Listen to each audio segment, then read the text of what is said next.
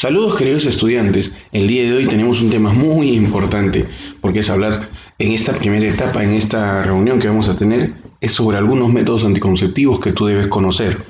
Así que bueno, bienvenido a esta sesión y bueno, lo conversaremos con el mejor de los detenimientos esperando que te quede muy claro porque nuestro objetivo es conocer las diferentes formas de prevención para la concepción.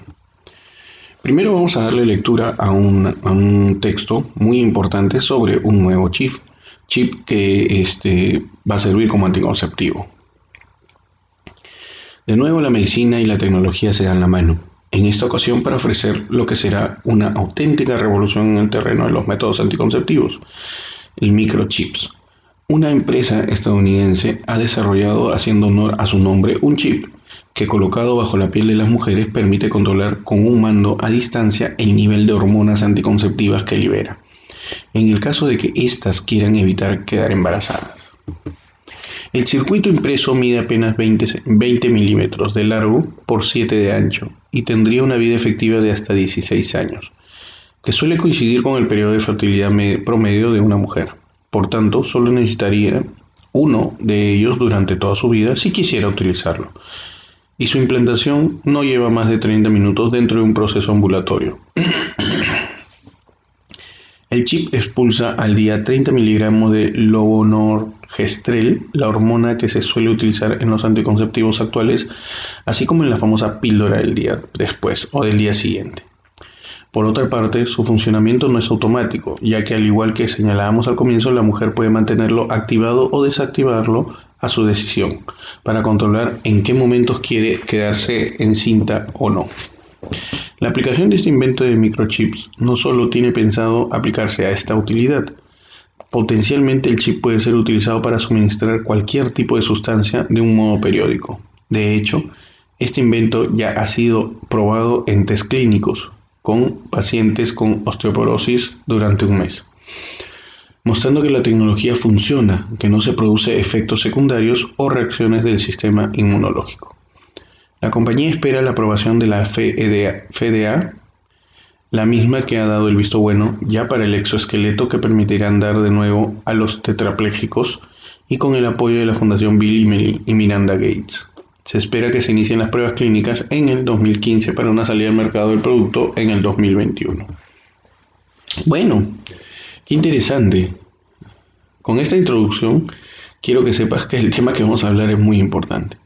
Los métodos anticonceptivos ya han definido una forma de vivir a todos los seres humanos en los cuales prevenimos justamente la concepción. Esta palabra de anti significa en contra de la concepción, o sea, quiere decir que lo vamos a hacer antes. Los métodos anticonceptivos se definen entonces como todas estas estrategias para impedir o reducir de forma significativa las probabilidades de que se produzca alguna fecundación y con ello el embarazo, al mantener relaciones sexuales con penetración vaginal. Su uso se generalizó a mitad del siglo XX como forma de planificación familiar y control de la natalidad, ya que rompen la asociación entre relación sexual y concepción. Los diferentes tipos que vamos a tener nosotros son los que nosotros podemos observar en este momento. Por ejemplo, ves el condón masculino y femenino, las píldoras anticonceptivas, anillo hormonal, inyección anticonceptiva, el DIU, parche anticonceptivo, calendario o método de ritmo, implantes y hasta cirugía esterilizadora. En este caso vamos a hablar de todos ellos, ¿no? Para que tengas conocimiento de cada uno sin ningún problema. ¿Cómo se van a clasificar? Bueno, van a depender si son utilizados por hombres o mujeres, por eso serían masculinos o femeninos, si se van a administrar por vía oral o no, o por otros medios, si van a ser producto de desarrollo de hormonas o no, si son temporales o permanentes, si van a ser reversibles o irreversibles. Entonces la clasificación es muy diversa, entonces vamos a tratar nosotros de hablar de la mayoría de los métodos que podamos conversar en esta y la siguiente clase. Empezaremos con lo que sería el método natural, que es el método de ritmo, o también conocido método del calendario, el cual se basa básicamente en lo que sería el ciclo menstrual. como tú entenderás, esto está basado en una persona que es regular, 28 días, ¿no? Que va a tener. Vamos a ver el ciclo para este método de ritmo en el primer día de tu menstruación. Entonces estamos hablando de unos 5 días de promedio y posteriormente vas a tener unos 6 días en los cuales habría una posibilidad de no salir embarazada la persona que tiene relaciones en esos momentos, porque después de esos días va a surgir el óvulo y vas a tener días fértiles, por los cuales en esos días es donde se tiene que prevenir cualquier tipo de acto sexual, porque de esa forma, si no se hace, obviamente sale el embarazo. Y posteriormente vamos a ver que van a haber desde el día 17 hasta el día 28, que vas a tener libertad para poder tener relaciones sexuales. Muy bien, entonces tú dices, pero ¿por qué se da tanta cantidad de embarazos entonces? Si hay tanto tiempo de que una persona puede tener relaciones y no pasa nada. Primero partimos de que existe una gran cantidad de mujeres irregulares, que no son regulares. Entonces ya desde ahí existe pues un problema. Casi el 80% de las mujeres son irregulares, entonces no tienen un ciclo exacto. Algunas veces son menos días, algunas veces son más días, ¿no? Bueno, partiendo de eso, entonces no sabes exactamente cuándo van a ovular y cuándo no van a ovular. No lo puedes determinar, puedes calcularlo de acuerdo a este tiempo. Bueno, dicho esto,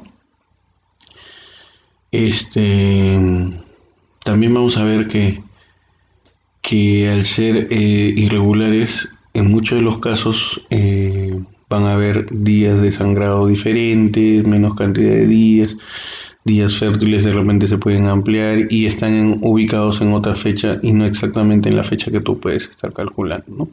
Por lo tanto, no es muy este, eficaz y por lo tanto solamente es para un reconocimiento es que nosotros lo estamos enseñando.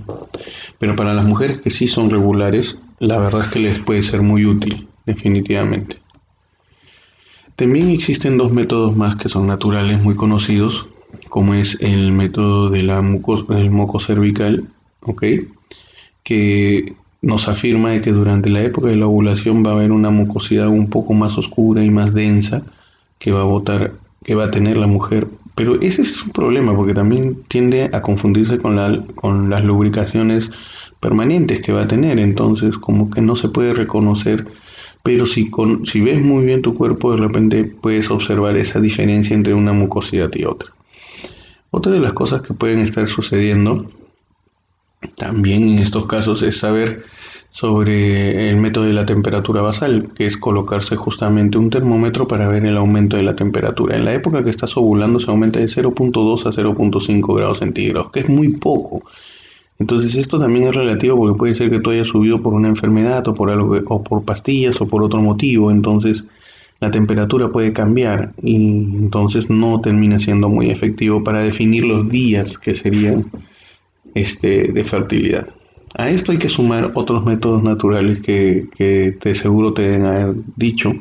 Por ejemplo, en el caso de los varones le dicen el método del coitus interruptus, o sea, el hecho de estar teniendo relaciones sexuales y retirar el pene del varón y botar el semen fuera, ¿no? Pero eso no funciona, pues realmente, porque desde el momento en que están teniendo relaciones ya están saliendo espermatozoides. Entonces, como que no tiene mucho sentido el hacer ese tipo de cosas. Lo mismo pasa en el caso de las mujeres que les dicen sus amigas que no, que apenas termine de tener relaciones sexuales, anda y lávate. Bueno, lo que están haciendo es lavarse la vagina realmente, pero ya mucho de los espermatozoides están dentro del útero y están camino a la trompa de falopio, ¿no? Entonces es imposible que puedan hacer una limpieza tan profunda como para evitar que esto suceda, ¿no? Por eso son tan importantes los métodos anticonceptivos y conocer. Siempre yo te aconsejo de que el mejor método 100% seguro es la abstinencia, ¿no? Y si no vas a abstener, bueno, utiliza algún otro método que estemos hablando ahora.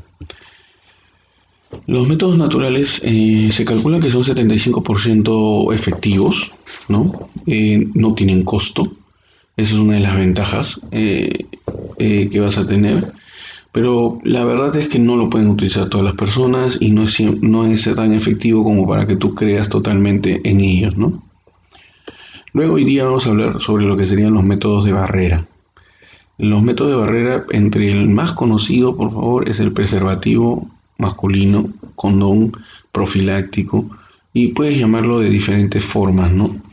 Pero es el más conocido porque es una funda de látex que va a ir alrededor del pene y simplemente va a evitar, va a generar una barrera para que no pueda ingresar ningún espermatozoide al útero de la madre y menos a las trompas de falopio.